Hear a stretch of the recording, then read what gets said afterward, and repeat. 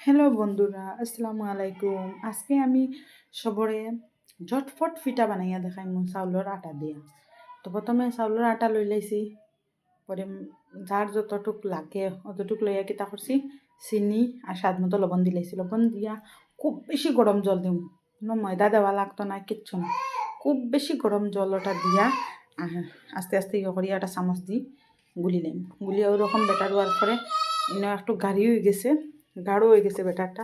তো কিতা করলাম, আবার জল দিলাইছি, আবার জল। পারফেক্ট একটা বেটার বানাই লিছি। ওই দেখো বানানির পরে ছোটো একটা কড়াই বইয়া, বিশেষ করে লোহার কড়াই মানে সন্দেশ সুন্দর হয়।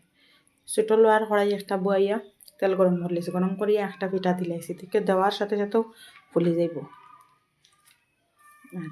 পিঠা একটু ছোটো ছোটো করে বানাইলে সুন্দর হয়। ও দেখো কীরকম সুন্দর সুন্দর হইয়া পৌঁছে। বেশ না, আমি মাত্র 2টা বানাইয়া দেখাইমু, ভিডিও বেশ লম্বা করতাম না। ওই দেখো আর একটা দিয়ে,